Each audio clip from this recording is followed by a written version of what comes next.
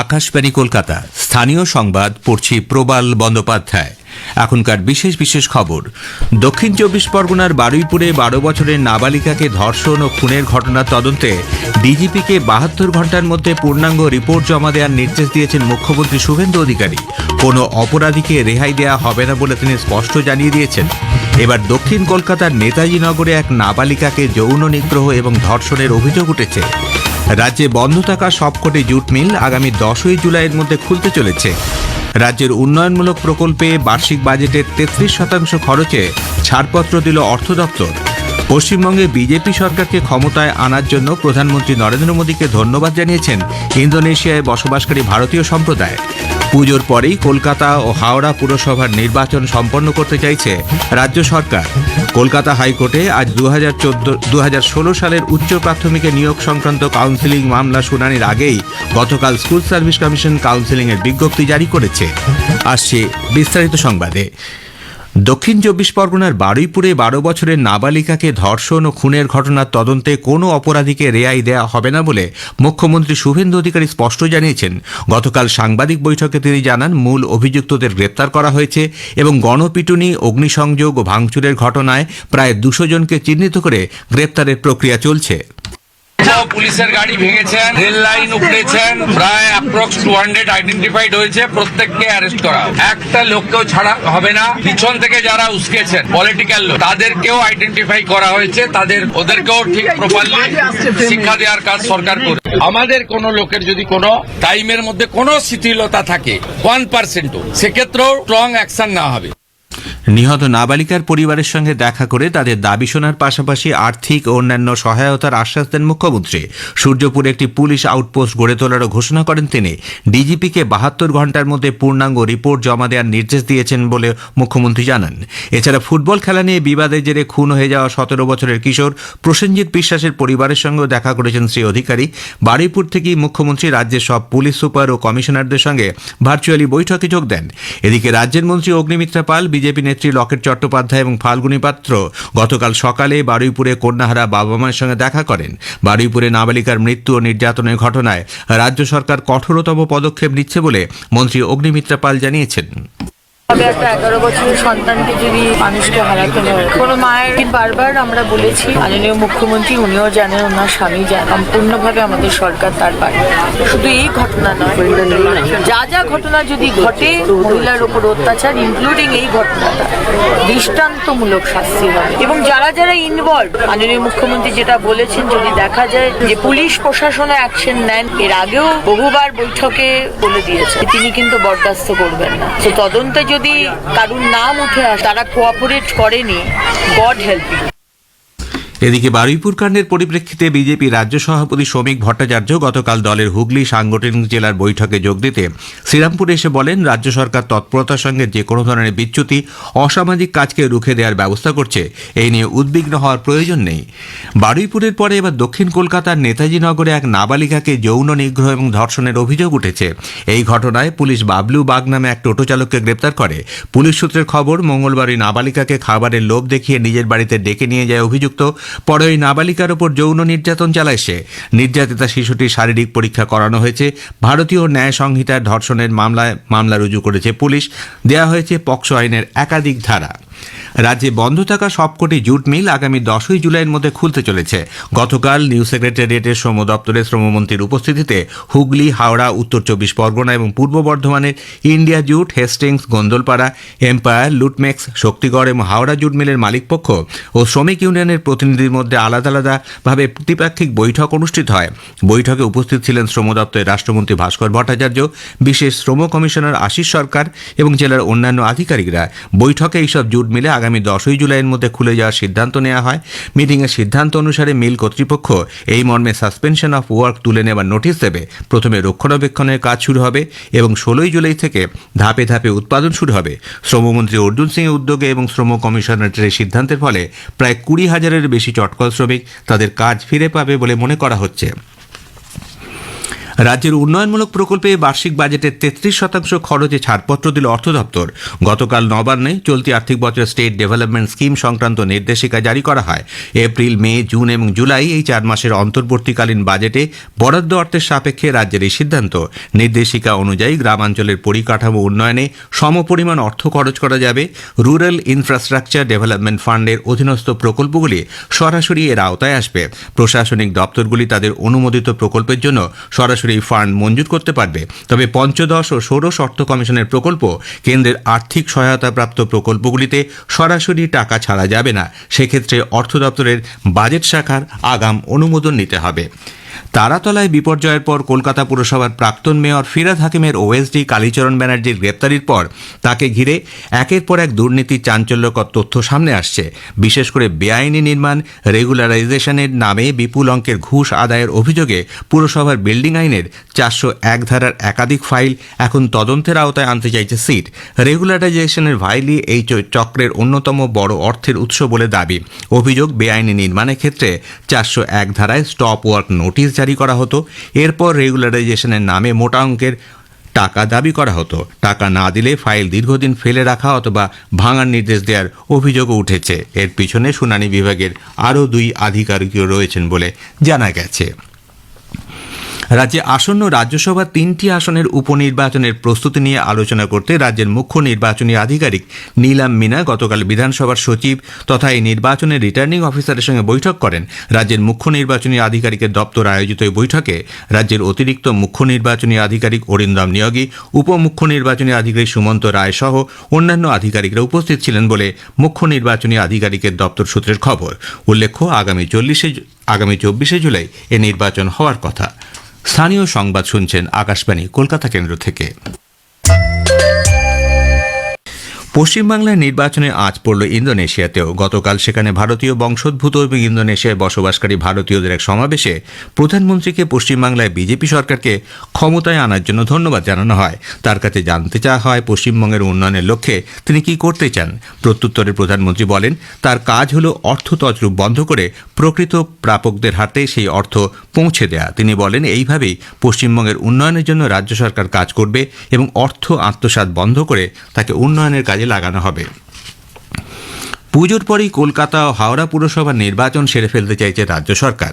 গতকাল পুর ও নগর উন্নয়ন দপ্তরের রাষ্ট্রমন্ত্রী উমেশ রায় বলেন, এ সংক্রান্ত কাজ শুরু হয়ে গেছে। নভেম্বর মাসে ভোট হবে। হাওড়া, কলকাতা 2 পুরসভার ক্ষেত্রেই আসন পুনর্বিন্যাস করা হবে। হাওড়ায় 50টি ওয়ার্ডের জায়গায় 60টি ওয়ার্ড করার প্রস্তাব রয়েছে। প্রশাসন সূত্রের খবর, 5ই ডিসেম্বরের আগেই নির্বাচন প্রক্রিয়া সম্পন্ন করা হবে। উল্লেখ্য, 2018 সাল থেকে হাওড়ায় পুরসভা নির্বাচন অনুষ্ঠিত হয়নি। 8 বছর ধরে এই পুরসভায় কোনো জনপ্রতিনিধি না থাকায় রাস্তাঘাট থেকে শুরু করে পুর পরিষেবার মান তলানিতে পৌঁছেছে। কলকাতা হাইকোর্টে আজ 2016 সালের উচ্চ প্রাথমিকের নিয়োগ সংক্রান্ত কাউন্সেলিং মামলা শুনানির আগেই গতকাল স্কুল সার্ভিস কমিশন কাউন্সেলিংয়ের বিজ্ঞপ্তি জারি করেছে। হাইকোর্টের ভারপ্রাপ্ত প্রধান বিচারপতি তপব্রত চক্রবর্তী ও বিচারপতি পার্থসারথী চট্টোপাধ্যায়ের ডিভিশন বেঞ্চের নির্দেশ মতো মামলার শুনানির আগেই 1241 জনের কাউন্সেলিংয়ের বিজ্ঞপ্তি জারি হয়েছে। গত 22শে জুন শুনানিতে রাজ্যের অ্যাডভোকেট জেনারেল সুরজিৎ নাথ মিত্র আদালতে আশ্বাস দেন 15 দিনের মধ্যে তিনি সমস্যার সমাধানের চেষ্টা করবেন। সেই মতোই এই বিজ্ঞপ্তি জারি হয়েছে।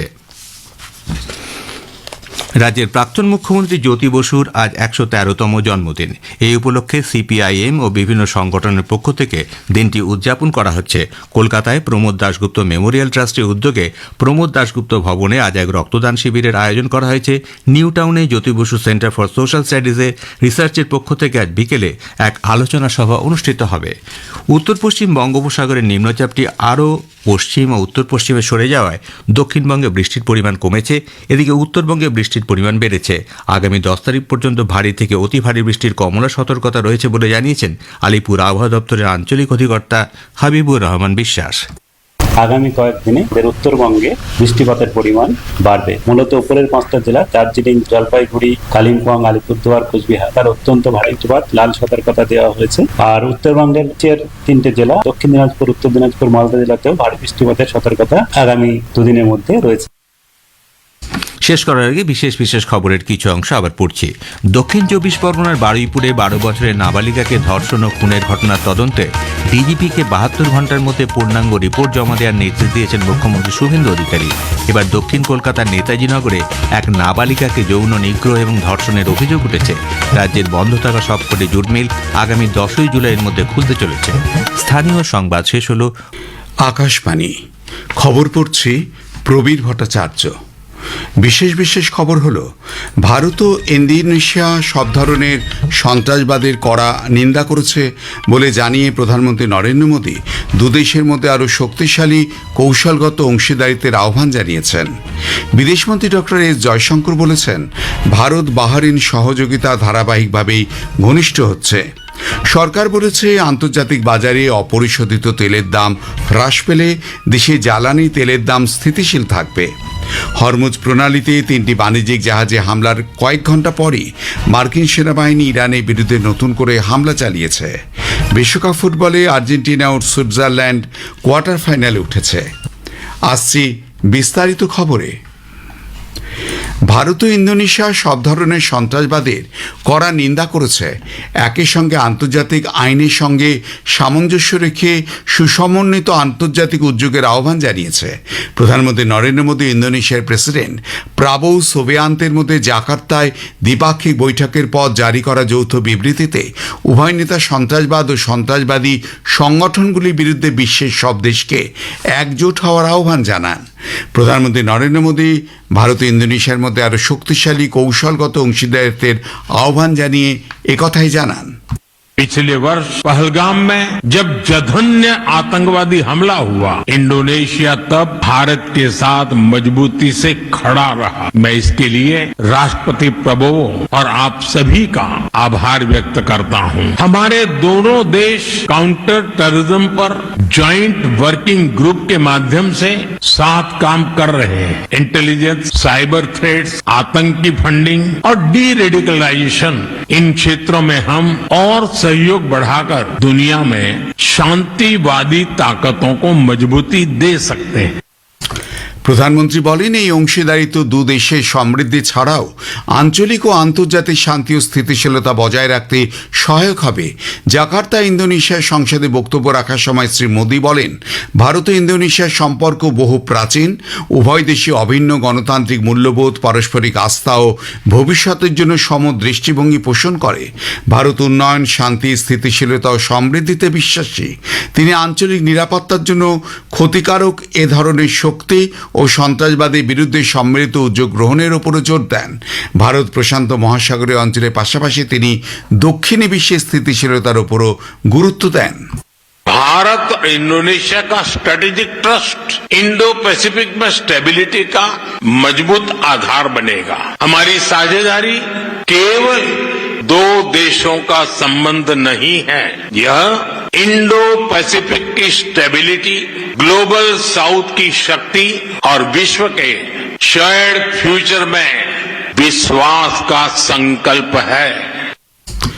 উভয় দেশের মধ্যে দীর্ঘদিনের সাংস্কৃতিক বন্ধনের কথা তুলে ধরে প্রধানমন্ত্রী বলেন, রামায়ণ থেকে বড়বুদুর পর্যন্ত বিস্তৃত এই ঐতিহ্য ভারত ও ইন্দোনেশিয়ার সভ্যতার মধ্যে যোগাযোগেরই প্রতিফলন।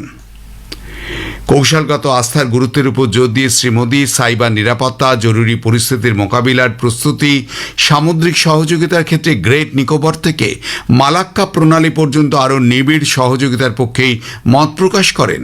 গঙ্গা মহাকুম্ভের মতন উদ্যোগ ভারতের সাংস্কৃতিক চেতনাকে তুলে ধরে এবং দ্বিপাক্ষিক সম্পর্ক আরও নিবিড় করার সুযোগ সৃষ্টি করে।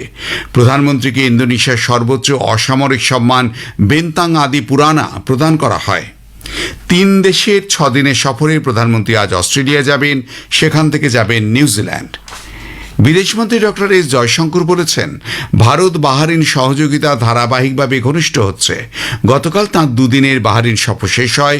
সফরে ডক্টর জয়শঙ্কর বাহরিনের রাজা হামিদ বিন ইসা আল খালিফার সঙ্গে সাক্ষাৎ করেন। সেখানে উপস্থিত ছিলেন যুবরাজ তথা প্রধানমন্ত্রী prince Salman bin Hamad Al Khalifa. এছাড়াও বিদেশমন্ত্রী সে দেশের উপপ্রধানমন্ত্রী শেখ খালিদ বিন আবদাল্লাহ আল খালিফার সঙ্গেও পৃথকভাবে বৈঠক করেন। বৈঠকে বিদেশমন্ত্রী রাষ্ট্রপতি দ্রৌপদী মুর্মু, ও প্রধানমন্ত্রী নরেন্দ্র মোদীর শুভেচ্ছা তাঁদের হাতে তুলে দেন এবং বাহরিনের সঙ্গে ভারতের মৈত্রীপূর্ণ দীর্ঘমেয়াদী দ্বিপাক্ষিক অংশীদারিত্ব আরও গভীর করার বিষয়ে ভারতের দায়বদ্ধতার কথা পুনরায় উল্লেখ করেন। শ্রী জয়শঙ্কর বাহরিনে ভারতীয় সম্প্রদায়ের নিরাপত্তা সুরক্ষা নিশ্চিত করার ক্ষেত্রে বাহরিনের নেতৃত্বকে ধন্যবাদ জানান। এর পাশাপাশি ডক্টর জয়শঙ্কর সে দেশের বিদেশমন্ত্রী ডক্টর আব্দুল লতিফ বিন রশিদ আল জায়ানির সঙ্গেও দ্বিপাক্ষিক বৈঠকে মিলিত হন। দুদেশের মন্ত্রী আঞ্চলিক ও পারস্পরিক স্বার্থ সংশ্লিষ্ট আন্তর্জাতিক অগ্রগতির বিষয়ে মত বিনিময় করেন।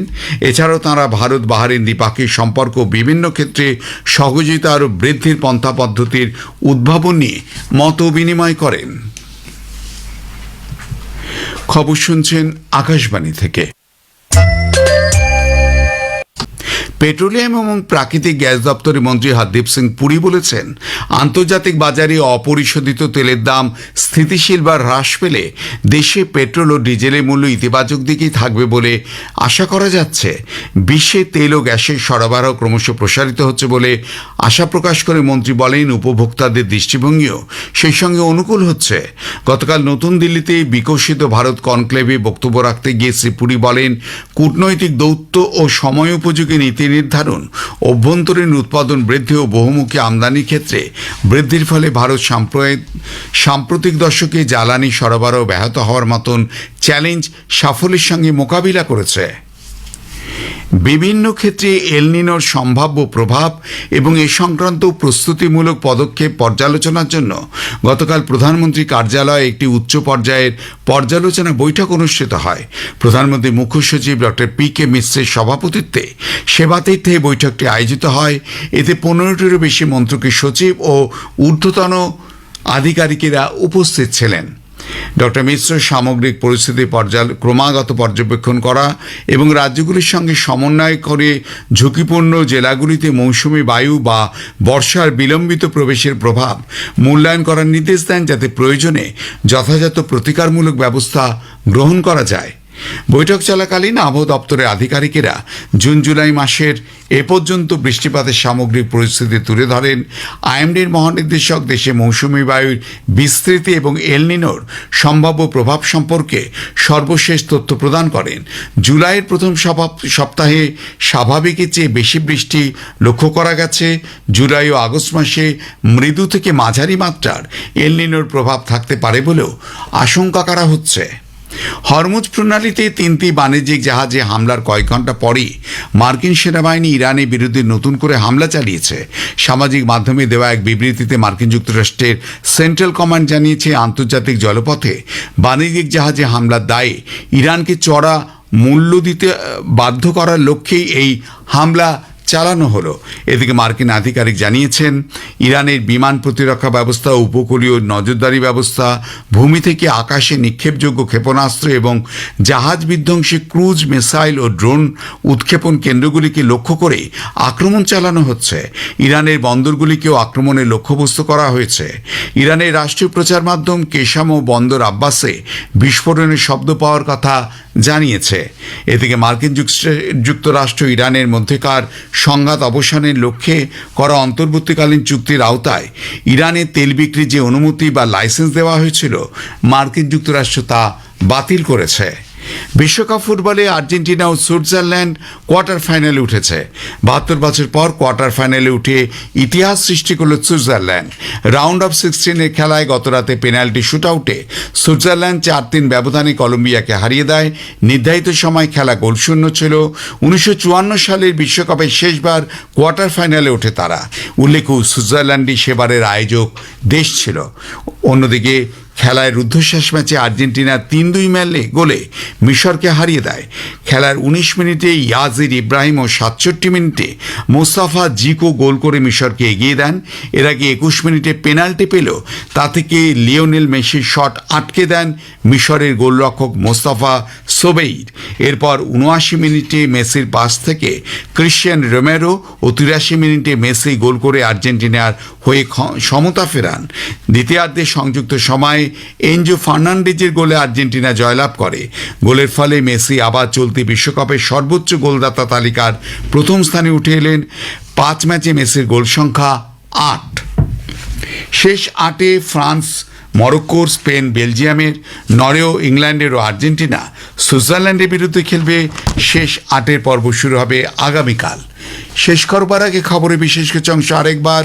ভারত ইন্দোনেশিয়া সব ধরনের সন্ত্রাসবাদের কড়া নিন্দা করেছে বলে জানিয়ে প্রধানমন্ত্রী নরেন্দ্র মোদী দুদেশের মধ্যে আরও শক্তিশালী কৌশলগত অংশীদারিত্বের আহ্বান জানিয়েছে। খবর শেষ হলো।